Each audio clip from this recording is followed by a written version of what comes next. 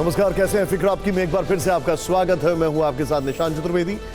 अतीक और अशरफ के double murder पर टीवी 9 भारतवर्ष लगातार खुलासे कर रहा है। इस कड़ी को देखते हुए, आगे बढ़ाते हुए रात 9 बजे फिक्र आपकी में हम आपके लिए लेकर आए हैं कुछ बड़ी खबर। पहली खबर जो है वो सुपर एक्सक्लूसिव है। आपको पता चलेगा कि अतीक और अशरफ के ने मर्डर वाले दिन लॉकअप में गुड्डू मुस्लिम को लेकर क्या बातचीत की, जिससे हत्या पर सस्पेंस गहरा गया है। दूसरी खबर है मंत्री प्लस अफसर प्लस मुखबिर के नेक्सस की। क्या इसका अंजाम है? अतीक अशरफ का मर्डर। तीसरी खबर जो है वो जरा ध्यान से देखिएगा। तीसरी खबर ये बहुत चौंकाने वाली है। आज अतीक और उसका परिवार अपने जुर्मों की गवाही खुद देने जा रहा है। चौथी खबर उन सफेद गुलाबी पर्चियों के बारे में है जो कभी यूपी के बिजनेसमैन के लिए आतंक का फरमान होता था। और पांचवी खबर मर्डर के मोहरों के मास्टरमाइंड से जुड़ी है। असल मास्टरमाइंड कौन है? आज इस सवाल का जवाब तलाशना और देना दोनों जरूरी है। इन टॉप 5 स्टोरीज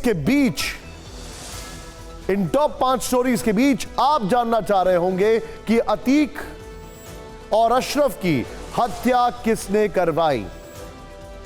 क्या तीनों शूटर्स ने बड़ा माफिया बनने के लिए दोनों को मार गिराला? शायद आप इसका यकीन न करें। ऐसा हम इसलिए कह रहे हैं क्योंकि टीवी 9 भारतवर्ष के पास यह खबर है कि हत्या वाले दिन दोपहर के करीब 12 बजे, ध्यान दीजिएगा, हत्या वाले दिन दोपहर के करीब 12 बजे लॉकअप में अतीक और अशरफ आपस में गुड्डू मुस्लिम को लेकर बात कर रहे थे। क्या थी यह बात? किसने सुनी यह बात? क्यों गुड्डू पर शक गहराया? ये एक्सक्लूसिव रिपोर्ट है।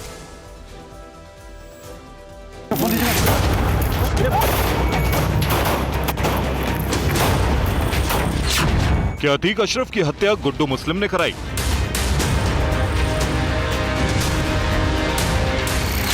लॉकअप में दोनों ने गुड्डू मुस्लिम को लेकर क्या बातचीत की थी? यह अतीक अशरफ शूटआउट में सबसे चौंकाने वाला खुलासा है। इस खुलासे में उंगली सीधे अतीक के बेहद करीबी शख्स पर उठी और उंगली भी खुद अतीक और अशरफ ने उठाई। हम इस खुलासे की एक एक लाइन आपको बताएंगे। उससे पहले यह जान लीजिए कि अतीक और अशरफ के बीच लॉकअप में यह बातचीत उस तारीख की है जिस रात यानी 15 अप्रैल को दोनों का मर्डर हुआ। टीवी 9 को एक्सक्लूसिव जानकारी मिली है कि अतीक और अशरफ के बीच धूमनगंज थाने के लॉकअप में करीब 12 और 1 बजे के बीच बातचीत हुई थी। ये बातचीत गुड्डू मुस्लिम को लेकर हुई थी। दोनों को गुड्डू मुस्लिम की मुखबिरी पर शक था। अतीक और अशरफ उस दिन धूमनगंज थाने के लॉकअप में बंद थे। माफिया ब्रदर्स आपस में पुलिस के जरिए लगातार बरामद हो रही पिस्टल और पाकिस्तानी कारतूस को लेकर चर्चा कर रहे थे। दोनों भाई इस दौरान किसी खास शख्स पर पुलिस से मिले होने का शक जता रहे थे। टीवी 9 को एक्सक्लूसिव जानकारी मिली है कि अतीक और अशरफ ने उस 1 घंटे के भीतर असद और गुलाम के एनकाउंटर पर भी आपस में बातचीत की थी। दोनों ये शक जता रहे थे कि असद और गुलाम की लोकेशन भी किसी अपने ने ही जाहिर की है। ऐसी चर्चा है कि अतीक और अशरफ उस दिन गुड्डू मुस्लिम पर संदेह जता रहे थे, क्योंकि 5 लाख का इनामी बदमाश गुड्डू मुस्लिम ही गैंग का वो अहम सदस्य है जिसे अतीक के अपराधों के सारे राज पता है। ऐसे में माना जा रहा है कि गुड्डू मुस्लिम ही अतीक गैंग के लिए पाकिस्तानी कारतूस और असले का इंतजाम करता था।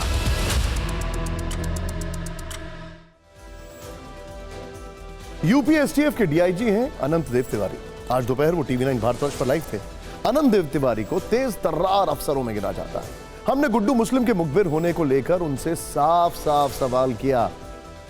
उनका जवाब क्या था, अब देखिए आप। गुड्डू मुस्लिम का मैंने नाम इसलिए लिया क्योंकि उसको लेकर तो सर खबर ये भी आई कि वो मुखबिर बन गया और मेन कॉन्स्पिरेटर ही वही है। ये बात मैं इन कैमरा खारिज करता हूं जो गुड्डू मुस्लिम के संबंध में बात है। देखिए, ऐसा कई बार होता है कि ऑन कैमरा कई बातें खारिज कर दी जाती हैं, लेकिन कई बार वो खबर सही होकर सामने आ जाती है। गुड्डू मुस्लिम के मुखबिर होने की खबर पर टीवी 9 भारतवर्ष कोई दावा नहीं करता है, लेकिन उस बयान का क्या जो मर्डर से ठीक पहले बल्कि आखिरी बोल गुड्डू मुस्लिम उसके मुंह से निकला था, अशरफ के मुंह से, और फिर उस पर गोलियां चल गई। जरा इसे सुनिए। आज जनाजे में आप लोग नहीं गए थे, क्या कहना, आप कुछ कहना चाहेंगे? मेन बात यह है कि गुड्डू मुस्लिम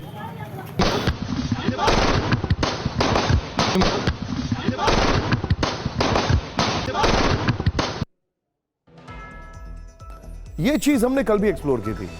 गुड्डू मुस्लिम के बारे में अशरफ कुछ बताना चाहता था, लेकिन वो कुछ बोलता उससे पहले गोली चल गई और सारे राज पर पर्दा पड़ गया। गुड्डू की तरह एक राज और है, और वो एक मंत्री का है, जिसका जिक्र अतीक की पत्नी शाइस्ता परवीन ने अपनी चिट्ठी में किया है। शाइस्ता ने सीएम योगी को एक चिट्ठी लिखी थी। उमेश पाल की हत्या के 3 दिन बाद 27 फरवरी को यह 2 पेज की चिट्ठी लिखी गई। इस चिट्ठी में शाइस्ता ने एक मंत्री को लेकर कई गंभीर आरोप लगाए। शाइस्ता ने क्या लिखा था, आप खुद सुनिए। आपको अवगत करवाना है कि स्वर्गीय उमेश पाल राजू पाल हत्याकांड में गवाह नहीं थे। वो अपराध संख्या 270/2007 थाना धूमनगंज प्रयागराज में दर्ज करवाए गए अपहरण के मुकदमे के वादी थे, जिसमें उनकी गवाही 16 एवं 17 अगस्त 2016 को अदालत में दर्ज हो चुकी है। मेरे पति या मेरे देवर के पास उनकी हत्या करवाने का कोई मकसद नहीं था। ये एक गंभीर राजनीतिक साजिश है, जिसका पर्दाफाश स्वतंत्र एवं निष्पक्ष जांच से ही संभव है, क्योंकि प्रयागराज पुलिस पूरी तरह से आपके मंत्री के दबाव में काम कर रही है एवं मुकदमे के बहाने मेरे पति अतीक अहमद और मेरे देवर अशरफ को क्रमशः अहमदाबाद जेल और बरेली जेल से बुलवाकर रास्ते में हत्या करवाने की साजिश है। शाइस्ता ने 27 फरवरी को चिट्ठी लिखकर यह शक जता दिया था कि अतीक और अशरफ को जेल से निकालकर मार दिया जाएगा। शाइस्ता ने यह भी लिखा था कि उमेश पाल हत्याकांड से अतीक और अशरफ का लेना देना नहीं है। ये कितना सच है, कितना झूठ है, ये तहकीकात का विषय है, जिसे पुलिस या कानून बेहतर तरीके से कर सकते हैं। शाइस्ता के चिट्ठी के अलावा अशरफ की एक लिखित अपील भी सामने आई है, जिसमें अशरफ ने एक अफसर पर जान से मारने की साजिश रचने का आरोप लगाया था। तो क्या हत्या के पीछे ये तीसरा कौन, एक पुलिस अधिकारी है? अशरफ ने यह लिखित अपील सीजेएम प्रयागराज से की थी। हैरान करने वाली बात यह है कि अशरफ ने यह अपील उसी दिन की जिस दिन शाइस्ता ने सीएम योगी को चिट्ठी लिखी थी, यानी इस साल 27 फरवरी को अशरफ ने सीजेएम प्रयागराज को लिखे गए इस लेटर में बरेली जेल से निकालकर हत्या की साजिश रचे जाने का डर जाहिर किया था। उमेश पाल हत्याकांड के 3 दिन बाद अशरफ ने चिट्ठी में लिखा, ध्यान से देखिएगा, निवेदन है कि प्रार्थी के विरुद्ध सारी कार्रवाई वीडियो कॉन्फ्रेंसिंग के जरिए करने हेतु उचित आदेश पारित करने की कृपा करें, अन्यथा न्यायालय के आदेश की आड़ लेकर लाभ उठाकर उपरोक्त पुलिस अधिकारी प्रार्थी की मार्ग में हत्या कर देंगे। तो सवाल यह खड़ा होता है कि जब वीडियो कॉन्फ्रेंसिंग के जरिए चीजें हो सकती थीं, तो फिर क्यों बुलाया गया? यह सवाल हम नहीं, ये खुद अतीक सवाल खड़ा कर रहा है। यहां पर इस सब के बीच में गौर करने वाली बात यह है कि शाइस्ता और अशरफ दोनों एक ही तारीख पर जेल से बाहर निकलकर हत्या किए जाने का डर जता रहे थे। तो यह भी हो सकता है कि एक प्लान के तहत दोनों ही आशंका जताकर पुलिस और प्रशासन पर दबाव बना रहे हों, क्योंकि पुलिस और प्रशासन को ये दोनों अच्छे तरीके से जानते हैं। लेकिन सच्चाई यह है कि जैसी आशंका शाइस्ता और अशरफ ने जताई वो सच हो गई, और बिल्कुल वैसा ही हुआ जैसा चिट्ठी में लिखा गया था। तो क्या वाकई अतीक और अशरफ की हत्या एक planned, rather pre planned murder थी, जिसमें कोई मंत्री, अफसर और मुखबिर शामिल है? ये गहन जांच का विषय है। अतीक अहमद एक माफिया था, और माफिया का अंजाम अक्सर वैसा ही होता है जैसे वो दूसरों के साथ करता है। लेकिन यह खुलासा होना जरूरी है कि माफिया को मारने वाला मास्टरमाइंड कोई माफिया है, मंत्री है, मुखबिर है, या फिर कोई और। हालांकि पुलिस कस्टडी में अतीक और अशरफ के मर्डर से यूपी में कानून के राज पर सवाल या निशान लगा है। इसीलिए मानवाधिकार आयोग ने भी यूपी पुलिस से कुछ सवाल पूछे। एनएचआरसी ने 14 सवालों की लिस्ट भेजी है और 4 हफ्तों में यूपी पुलिस से जवाब मांगा। लेकिन आज अतीक और अशरफ मर्डर के बाद पहली बार मुख्यमंत्री योगी आदित्यनाथ किसी सार्वजनिक कार्यक्रम में दिखे। हालांकि उन्होंने इस हत्याकांड का जिक्र नहीं किया, लेकिन यह जरूर कहा कि जो लोग यूपी की पहचान के लिए संकट हुआ करते थे, वो आज खुद संकट में। बहुत सारे जनपद तो ऐसे थे जहां के नाम से लोग डरते थे। आज मित्रों, उत्तर प्रदेश में किसी जनपद के नाम से डरने की आवश्यकता नहीं। जो पहले उत्तर प्रदेश के पहचान के लिए संकट थे, आज स्वयं आप देख रहे होंगे कि उनके लिए स्वयं ही संकट बनता जा रहा है। लेकिन अब कहानी में ट्विस्ट है। 3 ऑडियो, 1 चैट, डॉन का वसूली गेम। ध्यान से देखिएगा यह खबर। यूपी है तो डरना मना है। सीएम योगी के बयान का आसान शब्दों में यही मतलब है। दरअसल मुख्यमंत्री जिस डर का जिक्र कर रहे हैं वो अतीक अहमद जैसे माफियाओं के कारण ही पैदा होता है। हम ये बात क्यों कह रहे हैं, आइए आपको बताते हैं। हम आपको दिखाने वाले हैं अतीक अहमद की 2 धमकियां, जिसमें अतीक ने एक बिल्डर को वसूली के लिए साबरमती जेल से व्हाट्सएप चैट के जरिए धमकी दी। वो चैट हम आपको दिखाएंगे। और दूसरा, उसने प्रयागराज के एक प्रॉपर्टी डीलर को फोन कर धमकाया। आज एक एक कर हम अतीक के वसूली नेटवर्क को डिकोड करेंगे। अतीक अहमद का जेल से लिखा यह मैसेज देखिए। यह व्हाट्सएप चैट 6 और 7 जनवरी 2022 की है। इसमें अतीक अहमद ने साबरमती जेल में बंद रहते लखनऊ के एक बिल्डर मोहम्मद मुस्लिम को धमकी दी थी और वसूली के लिए उसे धमकाया था। चैट पर गौर करें तो बिल्डर ने एमपी के नाम से अतीक का नंबर अपने मोबाइल में सेव किया हुआ है। सबसे पहले आपको वो हिस्सा दिखाते हैं जिसमें अतीक अपने बेटों के नाम से बिल्डर को धमका रहा था। आपको आखिरी बार समझा रहा हूं, बहुत जल्दी सारे हालात बदल रहे हैं। मैंने सब्र कर लिया है। मेरे कोई लड़के ना डॉक्टर बनेंगे ना वकील बनेंगे, और सिर्फ हिसाब होना है। इंशाल्लाह बहुत जल्दी हिसाब शुरू कर दूंगा। जहां तक आपका घर है, कोई जान मारने लायक नहीं है, लेकिन मैं एक वादा कर रहा हूं आपसे अच्छे। मुस्लिम और मुस्लिम का ससुर, ये 3 लोग पीठ भर मार खाएंगे। मैं आपको आखिरी बार कह रहा हूं। आगे की चैट में अतीक अहमद बिल्डर से पैसों की डिमांड करता है।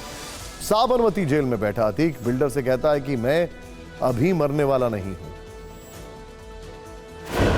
आप मेरे बेटे से ईडी कर रहे हैं। ईडी ने अभी आपका पैसा सीज तो किया नहीं। बेहतर यह है कि हमारे बेटे उमर का जो हिसाब है और असद ने जो पैसा दिया है वो हमें इलेक्शन में जरूरत है। हमारी आपसे कोई दुश्मनी तो नहीं। आपके घर में अपनी किस्मत और अकल से कमाया है, लेकिन हमारे जो पैसे हैं उसको तुरंत दे दो। वो इस वक्त हमारे बहुत काम आएगा और शायद आपकी तरफ से ध्यान हट जाए। कम लफ्जों में ज्यादा समझ लो, मैं अभी मरने वाला नहीं हूं। इंशाल्लाह एक्सरसाइज करता हूं, दौड़ता हूं। बेहतर है हमसे आके मिल लो। अतीक की चैट का एक और हिस्सा आप देखिए। इस हिस्से को देखकर आपको लगेगा कि जेल में होकर भी अतीक को पुलिस का कोई खौफ नहीं था। वो बिल्डर को खुलेआम धमका रहा था कि पुलिस के पास जाने की जरूरत नहीं है, वरना अंजाम खतरनाक होगा। मुस्लिम साहब, पूरे इलाहाबाद में बहुतों ने हमसे फायदा उठाया है, लेकिन सबसे ज्यादा तुम्हारे घर ने उठाया है। आज लोग हमारे खिलाफ एफआईआर लिखा रहे हैं, पुलिस के शह में काम कर रहे हैं। सिर्फ अतीक अहमद ही नहीं, एनकाउंटर में ढेर उसका बेटा असद भी धमकी देकर वसूली करता था।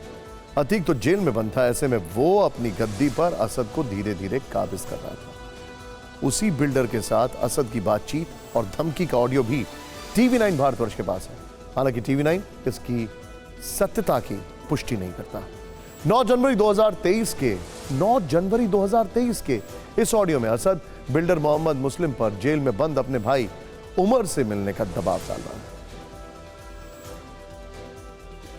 हेलो, बोलिए। ये कह रहे थे कि भाई के पास हम जाते हैं जेल मुलाकात करने से, उमर भाई से मिलने जाते हैं जेल। तो उन्होंने ही हमसे कहा था आपसे बात करने को कुछ। अच्छा, वो 5 तारीख को आ रहे हैं पेशी पे। तो आप टाइम निकाल के वो उनसे मुलाकात के लिए आ जाते हैं। तो हम यार कचहरी हमको न बुलाओ, समझो।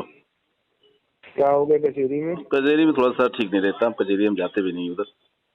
या जेल चलिए हमारे साथ। अब जेल वेल हम न जा पाएंगे, और कोई मैसेज हो बताओ तो हम बताओ, जो करना हो कर दें। नहीं तो मुलाकात न कर पाएंगे ये कहना चाह रहे हैं आप? तो मुलाकात कर लिया जाता है। तो कैसे वो पेशी पे भी ना आ पाएंगे आप? जेल पेशी पे न बुलाओ हमको। पेशी पे असल में चूंकि हम वहाँ जाते भी नहीं, हम कचहरी चली ज्यादा। तो फिर कैसे मुलाकात होगी? मुलाकात हम तुम कर लेंगे कहीं पे, जहाँ कहोगे। बिल्डर मोहम्मद मुस्लिम को अतीक और उसके परिवार की तरफ से लगातार धमकियां मिल रही थीं। उसे पैसे की डिमांड कर रहे थे। TV9 भारतवर्ष को जानकारी मिली है कि उमेश पाल हत्याकांड से पहले बिल्डर मोहम्मद मुस्लिम ने अतीक की पत्नी शाइस्ता को 80 लाख रुपए दिए थे।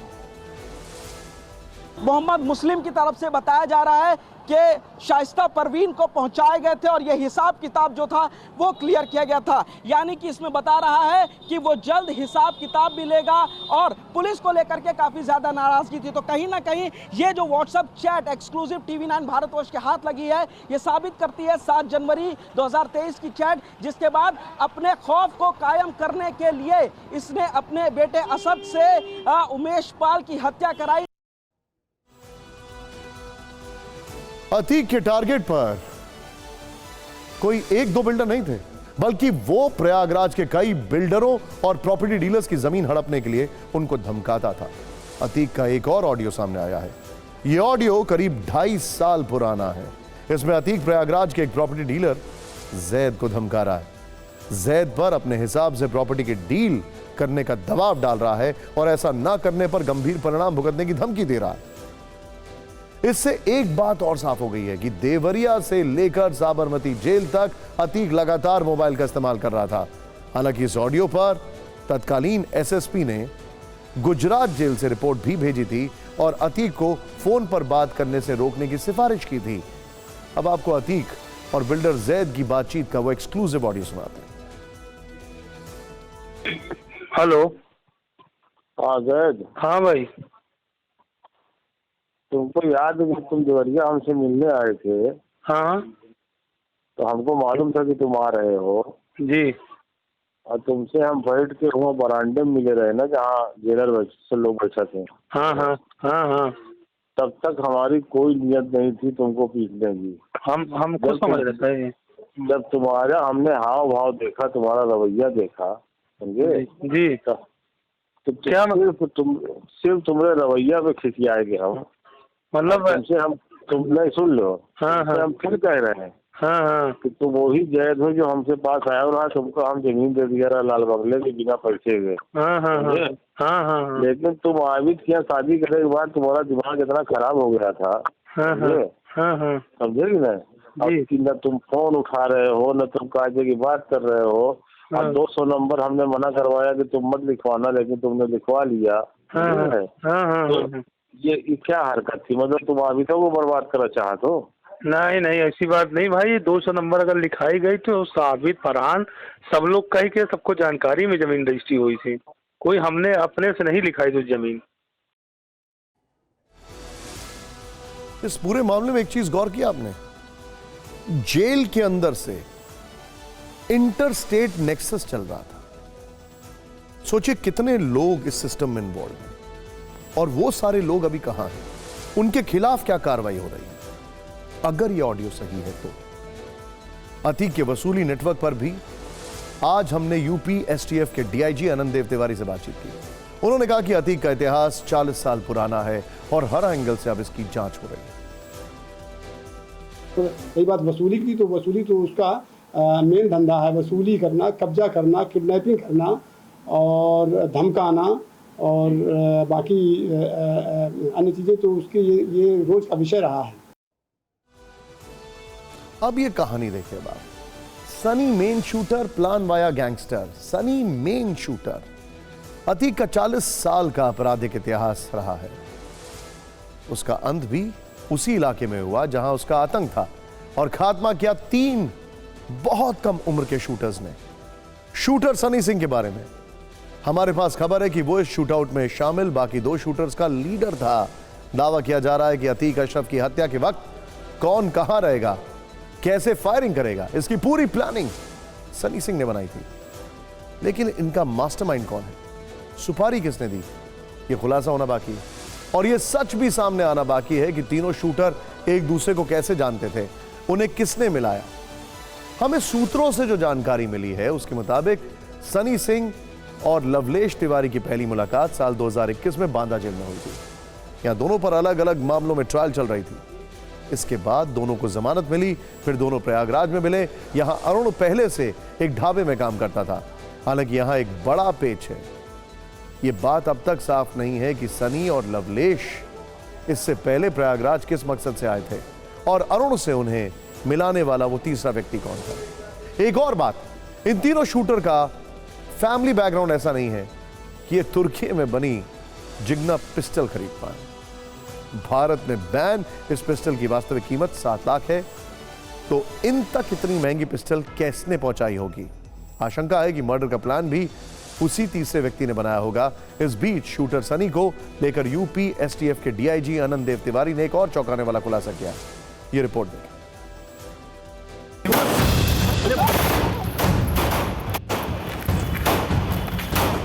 अतीक और अशरफ को मौत के घाट उतारने वाला सनी सिंह गैंगस्टर लॉरेंस बिश्नोई से खासा प्रभावित था।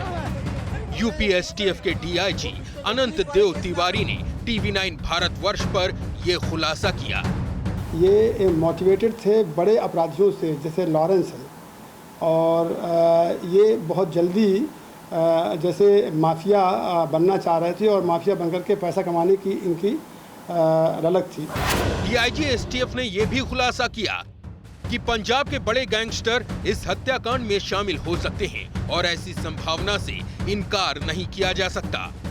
अतीक और अशरफ की हत्या में शामिल तीनों शूटरों को रिमांड में लेकर इस मामले की तह तक जाने की कोशिश की जाएगी। साथ ही यूपी एसटीएफ पूछताछ में ये भी पता लगाएगी कि शूटरों के पास भारत में बैन तुर्की की जिगाना पिस्टल कहां से आई।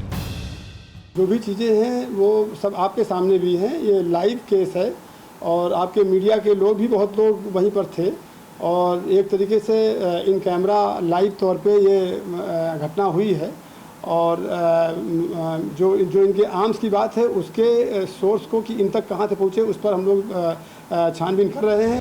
यूपी एसटीएफ के डीआईजी की इन बातों से लगता है कि वो खुद ये मान रहे हैं कि इनका कोई सरगना भी है और उस तक पहुंचने के लिए कई सवालों से पर्दा उठना जरूरी है। अच्छा, बड़ी इंटरेस्टिंग बात यह है कि इन लोगों ने एक ऐसी पिस्टल को चुना जो भारत में किसी भी पिस्टल से ज्यादा तेजी से फायर करती है और ज्यादा राउंड फायर करती है और बहुत कम समय में लोड होती है। यानी प्लानिंग ऊपर से कहीं से की गई थी जिसको सारी जानकारी थी। सनी ने किसके इशारे पर शूटआउट को अंजाम दिया, यह सामने आना भी बाकी है। लेकिन अतीक के आतंक पर अब कोई खुलासा बाकी नहीं बचेगा, क्योंकि प्रयागराज में अतीक के आतंक वाले साम्राज्य पर एक और बड़ा खुलासा हुआ है। माफिया ब्रदर्स पर नए खुलासे के मुताबिक वो बड़े बड़े बिल्डर्स और कारोबारियों से चुनाव टैक्स लेता था। क्या था यह चुनाव टैक्स, इस एक्सक्लूसिव रिपोर्ट में देखें।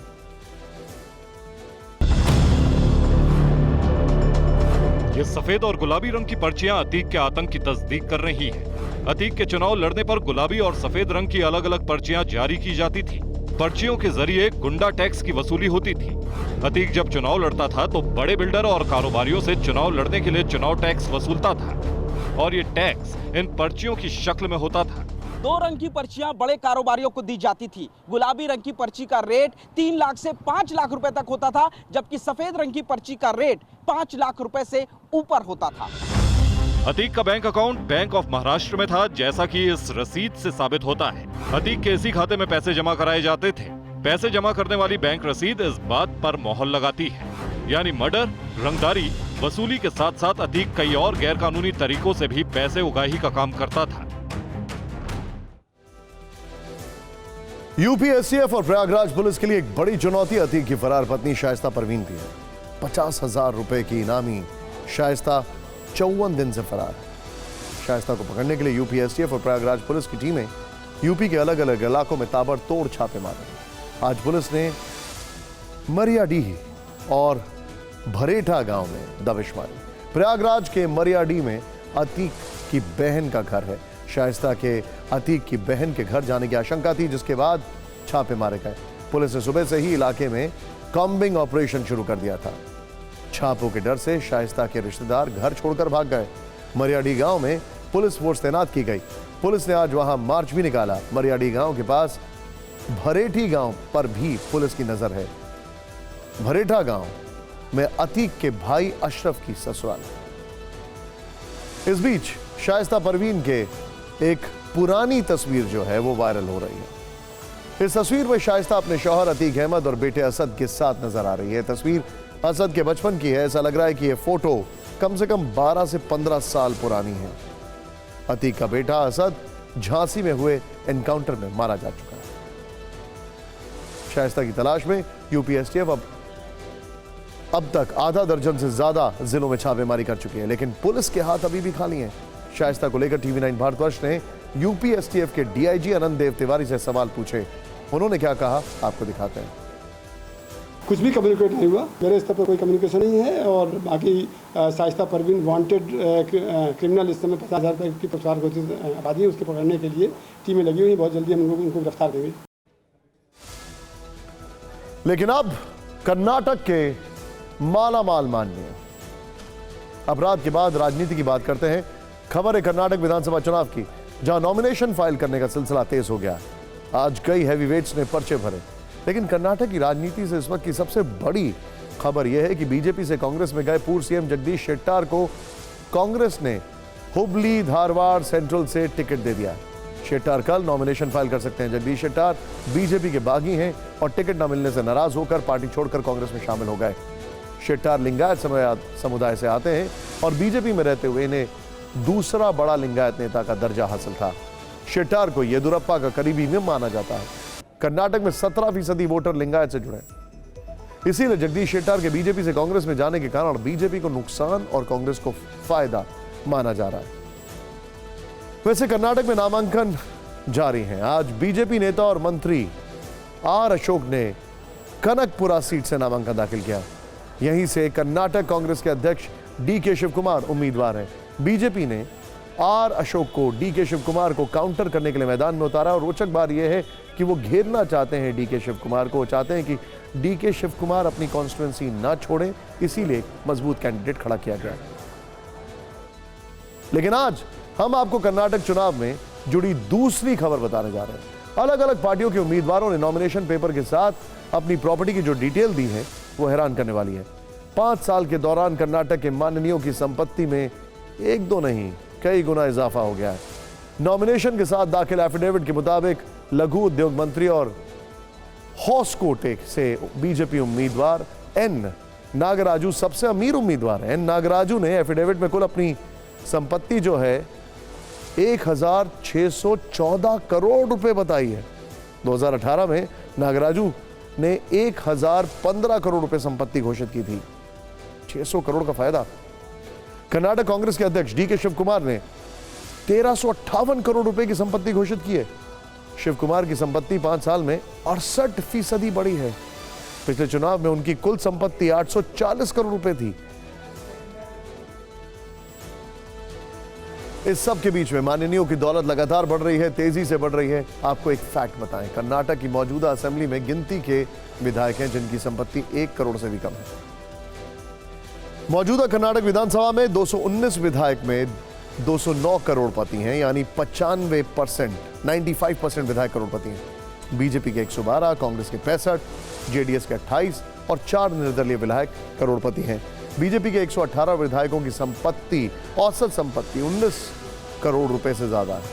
कांग्रेस के 67 विधायकों की औसत संपत्ति 48 करोड़ रुपए से ज्यादा है।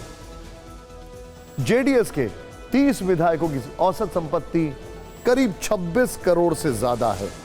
सोचिए, नेता खूब पैसा कमा रहे हैं, जनता क्या कमा रही है। कर्नाटक में विधायकों की प्रॉपर्टी 5 साल में 500 गुना बढ़ गई है, लेकिन इन नेताओं को वोट देने वाली जनता की हालत नहीं बदल रही है। सवाल यह है कि आम लोगों की हालत कब बदलेगी? क्या उनको भी 500 गुना का फायदा होगा? और अब देखते हैं टॉप 9 न्यूज।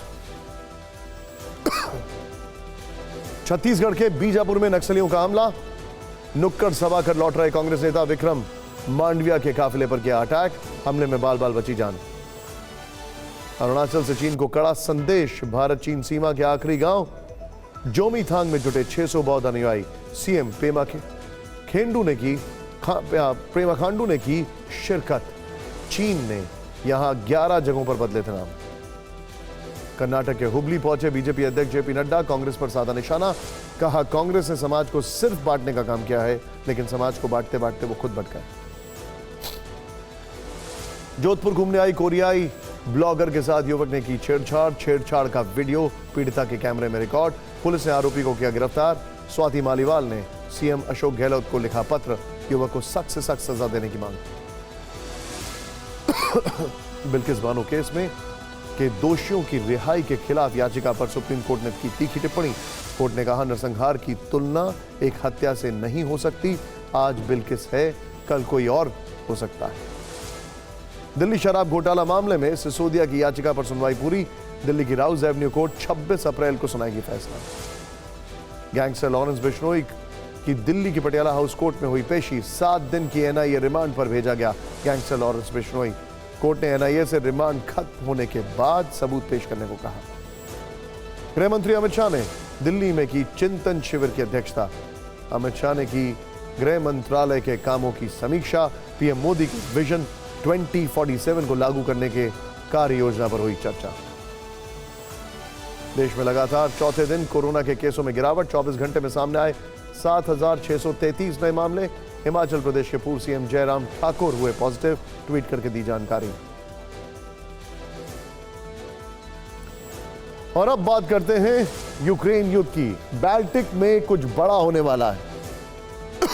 लेटेस्ट तस्वीर की डोनबास में जबरदस्त जंग का वीडियो सामने आया, दिखाइए जरा। बैटलफील्ड में सेना का एक्शन दिखाई दिया, विजुअल्स दिखाइए। आर्टिलरी की मदद से डोनबास में आगे बढ़ रही है सेना।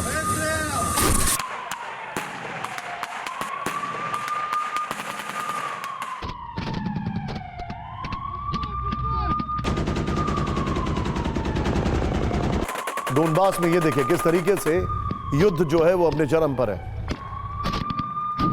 इस सब के बीच में एक और बड़ी खबर, सीधे चलते हैं। अब बाल्टिक सी में बन रहे जंगी सीन की बात करते हैं। बाल्टिक सागर में रूसी फाइटर जेट की घुसपैठ, दिखाइए जरा विजुअल्स।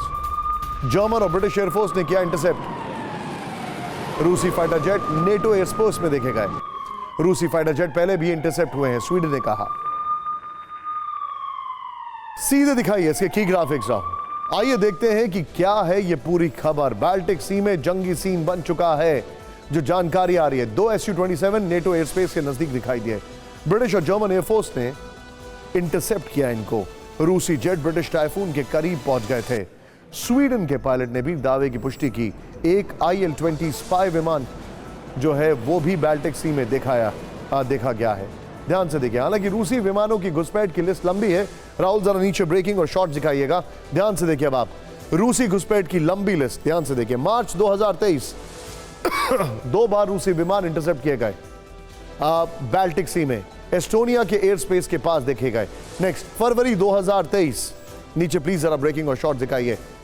3 रूसी विमान इंटरसेप्ट किए गए, पोलैंड एयर स्पेस के पास देखे गए, नेटो कंट्रीज के पास। फरवरी 2023 यूएस ने 4 रूसी विमानों को इंटरसेप्ट किया। अलास्का के नजदीक देखे गए चारों विमान। पुतिन का चौंकाने वाला दौरा, ब्रेक करें इस वक्त की बड़ी खबर। खेरसॉन में पुतिन ने कमांडर्स के साथ की बैठक विद द विजुअल्स। खेरसॉन के नीपर ग्रुप के हेडक्वार्टर में हुई बैठक। Airborne troops, Dnieper battle group commander हुए शामिल। कमांडर्स के साथ युद्ध की रणनीति पर हुई चर्चा।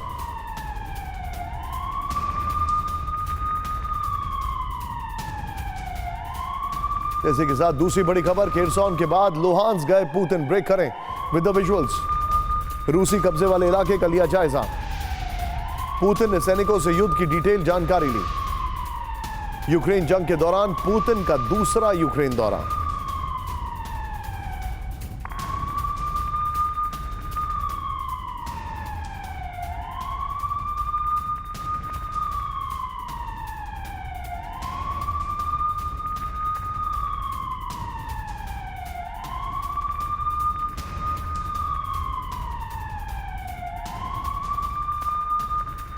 सीधे आइए इस वक्त की बड़ी खबर, यूक्रेन में पुतिन का बड़ा संदेश। ध्यान से देखिए, अब आपको कुछ फैक्ट्स दिखाते हैं। प्ले ऑन करिए इसको यहां पर। खेरसॉन, पहले यूक्रेन के खेरसॉन गए पुतिन, जिसके ऊपर इन्होंने एनेक्सेशन कर लिया है। अब ये यूक्रेन का कहा जाए या इनका कहा जाए। दूसरा, मिलिट्री हेडक्वार्टर का जायजा लिया। ध्यान से देखिए, सीनियर अधिकारियों के साथ बैठक की। खेरसॉन वो इलाका है जहां पर सबसे पहले इन्होंने कब्जा जमाया था इस युद्ध में। लुहांस्क, जहां पर ऑलरेडी 94% इलाके पर इनका कब्जा है। युद्ध शुरू होने से पहले से इनका कब्जा है वहां पर कई इलाकों में। खेरसौन दौरे के बाद लुहांस गए, रूसी कब्जे वाले लुहांस क्षेत्र पहुंचे, सैनिकों से स्थिति का जायजा लिया। अब देखिए, जरा ध्यान से देखिए, फ्रंट लाइन पर पुतिन, कब कहां पहुंचे पुतिन, आइए दिखाते हैं अब आपको। मरियोपोल, मार्च 2023, प्ले ऑन करें राहुल।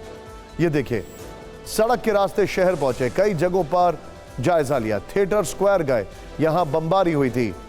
दिसंबर 2022, क्रीमिया ब्रिज बनने के बाद पहुंचे, ब्रिज पर खुद चलाई कार, ब्रिज से गुजरा प्रेसिडेंट का काफिला।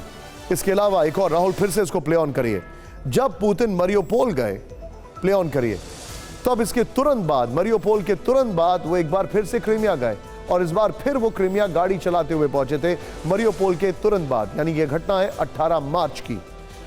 बहरहाल इस सब के बीच में एक बड़ी खबर आ रही है अमेरिका से, ये आज की बहुत बड़ी खबर है, सीधे प्ले ऑन करिए। अमेरिका में सीक्रेट साजिश, बल्कि चीनी पुलिस स्टेशन, कैसे अमेरिका में बीजिंग की बड़ी साजिश बेनकाब हो गई है। ब्रेक करें।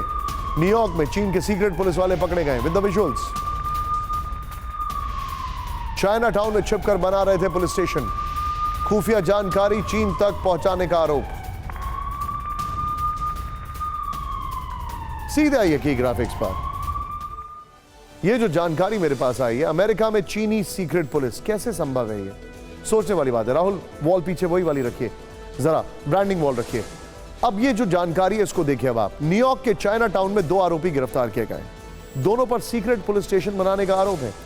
न्यूयॉर्क के अंदर चाइना ने अपना पुलिस स्टेशन बना लिया, गैर कानूनी तरीके से पुलिस स्टेशन बना रहे थे, जानकारी छिपाकर बना रहे थे पुलिस स्टेशन। एफबीआई ने कहा चीन तक खुफिया जानकारी पहुंचाने का आरोप।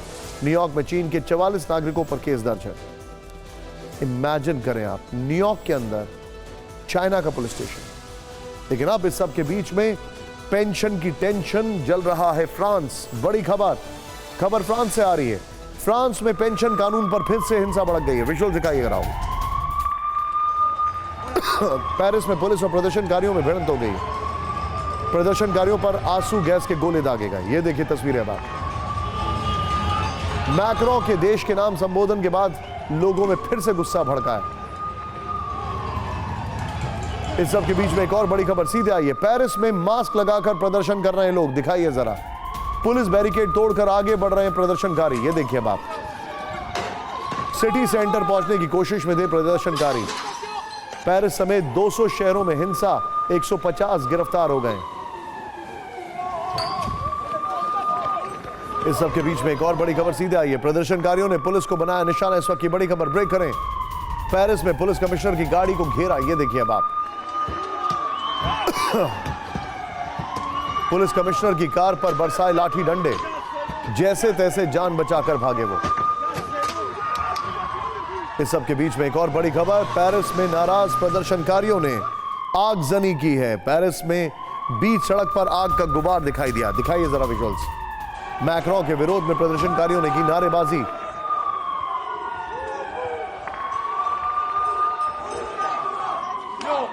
मैक्रों ने एड्रेस किया 62 से 64 साल पेंशन की एज बढ़ा दी गई है। उसके बाद लोगों में नाराजगी है। मैक्रों ने एड्रेस किया, एड्रेस करने के बाद, मैक्रों के एड्रेस के बाद लोगों में गुस्सा बढ़ गया और उसके बाद की तस्वीरें आपके सामने हैं, किस तरीके से हालात एकाएक बेकाबू हो गए।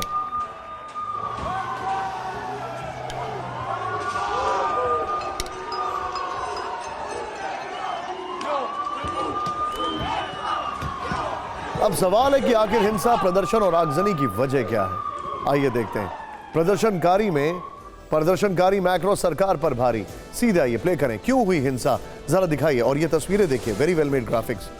ये तस्वीरें आप देखते रहिए, तस्वीरें हम चेंज करते रहेंगे राहुल। जरा, पेंशन कानून पर आक्रोश के बीच मैक्रो का संबोधन हुआ। प्रेसिडेंट मैक्रो ने न्यू पेंशन कानून को सही बताया।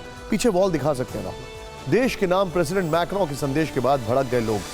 राजधानी पेरिस समेत 200 शहरों में प्रदर्शन और आगजनी हुई है। फ्रांस में विवादित पेंशन कानून पर कोर्ट की भी मोहर है। फ्रांस में रिटायरमेंट की उम्र 62 से बढ़ाकर 64 हो गई है। लोग इसलिए नाराज हैं क्योंकि सरकार का जो पेंशन का लोड है वो कम हो जाएगा 2 साल बढ़ाने पर भी। हालांकि फ्रांस ये काम बहुत ज्यादा तेजी से कर रहा है। ये काम अमेरिका और ब्रिटेन में भी हो रहा है, लेकिन फ्रांस ज्यादा तेजी से कर रहा है। इस सब के बीच में सीधे चलते हैं, बात करते हैं सूडान की। 2 जनरल की जंग, सेना वर्सेस आरएसएफ। खबर सुलगते सूडान की है। सूडान में चौथे दिन भी सड़कों पर भीषण संघर्ष। दिखाइए विजुअल जरा। मिलिट्री पैरामिलिट्री के जवान कर रहे हैं शक्ति प्रदर्शन। ये देखिए आप, राजधानी के कई इलाकों पे कंट्रोल के लिए फायरिंग।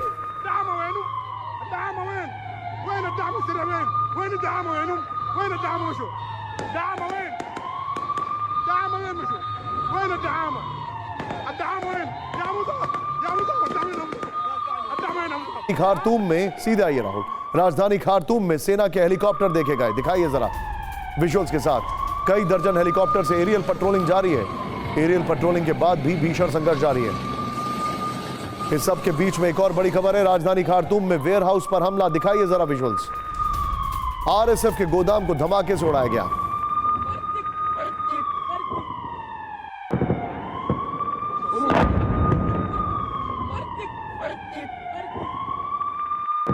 कितने बुरे हो चुके हैं।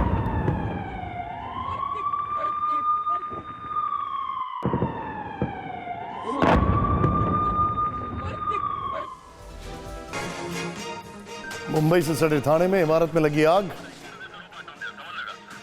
घोड़बंदर रोड पर एक इमारत में लगी आग। बिल्डिंग के पास मौजूद मॉल तक पहुंची आग।